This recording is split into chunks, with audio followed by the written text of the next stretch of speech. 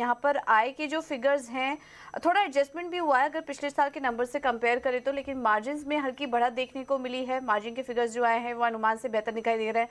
मुनाफा 1270 करोड़ से बढ़कर 1550 करोड़ का है और आय भी 17,238 करोड़ से बढ़कर 22,571 करोड़ की इस बार हम देख रहे हैं, देखने को मिल रही है। तो थोड़े एडजस्टमेंट हम देख सकते हैं कि पिछले साल के आंकड़े में भी आई है, उसको हम आगे समझने की कोशिश करेंगे। बट महिंद्रा एंड महिंद्रा के बाद हम देख रहे हैं सपाट ही कारोबार इस वक्त देखने को मिल रहा है। हमारे साथ फोन लाइन पर महिंद्रा एंड महिंद्रा का एनालिसिस करने के लिए मिथुन शाह जुड़ चुके हैं।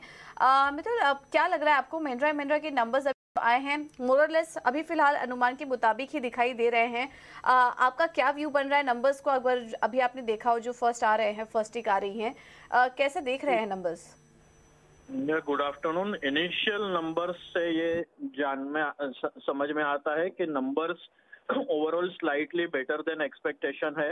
रेवेन्यू की बात करें या मार्जिन्स की, रेवेन्यू पर्टिकुलरली स्लाइटली बेटर है और विद इन द सेगमेंट्स अगर ज्यादा डिटेल में जाते हैं तो ऑटोमोटिव सेगमेंट्स में भी मार्जिन इंप्रूवमेंट दिखाई दे रहा है जो कि नए प्रोडक्ट्स की वजह से, और ट्रैक्टर सेगमेंट्स के मार्जिन थोड़े से प्रेशर में है जो पिछले 2-3 क्वार्टर से दिख रहे हैं। So net overall we will say कि इट इज अ पॉजिटिव। ये पॉजिटिव अभी तक के नंबर जो देख के लग रहे हैं वो पॉजिटिव लग रहे हैं। मितुल, अब मेरा सवाल लग रहा होगा कि प्राइसिंग पावर की अगर बात करें, जिस तरह के इन्फ्लेशन के नंबर है उनके लिए जो कॉस्ट है रॉ मटेरियल के, उसको देखते हुए प्राइसिंग पावर किस तरह का लग रहा है? क्या M&M के को वो एज मिल पाएगा? प्राइसिंग पावर ओवरऑल इंडस्ट्री में थोड़ा सा वीक पहले से ही रहा है। लास्ट कुछ 1-2 सालों से जब से प्राइस हाइक कंटिन्यूज होते रहा है तो ये लोग जो raw material price increase as well as BS6 phase 2 ये सारे नए नए रेगुलेशन रिलेटेड एक्सपेंसेस इंक्रीज हो रहे हैं, वो पूरे पास ऑन नहीं कर पा रहे, अदरवाइज डिमांड सडनली गिर जाएगी। तो दैट्स वाई पास ऑन जो है वो भी फेज्ड मैनर में है, जिसका इम्पैक्ट मार्जिन पे डेफिनेटली दिख रहा है सभी प्लेयर्स में। बट एक रॉ मटेरियल जो अभी कमोडिटी प्राइसेस सॉफ्ट हो रही है उसका बेनिफिट स्लोली ये क्वार्टर में भी सभी प्लेयर्स ने विटनेस किया है और अगले क्वार्टर्स में भी दिखेगा। तो आगे चल के प्राइसिंग रिलेटेड इश्यू ज्यादा नहीं दिखना चाहिए क्योंकि वो रॉ मटेरियल के डिक्लाइन में एडजस्ट हो जाएगा।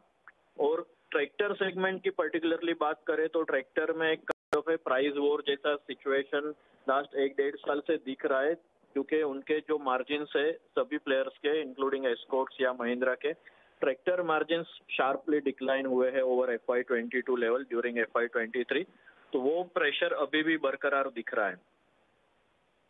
कि अगर बिजनेस की बात करें तो वहां पर क्या लग रहा है, कौन से ऐसे रिस्क फैक्टर आपको दिख रहे हैं M&M में अभी? रिस्क फैक्टर में अगेन कंपनी का जो प्रॉफिट हम एनालिसिस करते हैं तो उसमें ज्यादातर प्रॉफिटेबिलिटी ट्रैक्टर सेगमेंट से कंट्रीब्यूट होती है और वो सेगमेंट में बड़ा रिस्क यही है कि जो हीट वेव के चलते there is a destruction in the agri crop in few regions. दूसरा ये है कि मॉनसून का भी monsoon onboarding is delayed, monsoon में थोड़ा सा एक डिले हुआ है और आगे चल के भी अनसर्टेनिटी दिख रही है इन टर्म्स ऑफ नॉर्मल से 5-6% लोअर मॉनसून होने की ज्यादा संभावना है। तो ये सारे पैरामीटर ट्रैक्टर सेगमेंट के लिए थोड़े से नेगेटिव इंडिकेशन दे रहे हैं और ट्रैक्टर सेगमेंट थोड़ा स्लो हो जाएगा तो उसका इम्पैक्ट डेफिनेटली कंपनी के प्रॉफिटेबिलिटी पे आ सकता है। तो सबसे बड़ा रिस्क मॉनसून और एग्री क्रॉप रिलेटेड है जिसका इम्पैक्ट रूरल सेंटीमेंट और रूरल कंजम्पशन पे ज्यादा आएगा। और महिंद्रा एक ऐसी कंपनी है कि जिसका नियरली 70% वॉल्यूम कंट्रीब्यूशन रूरल के थ्रू है।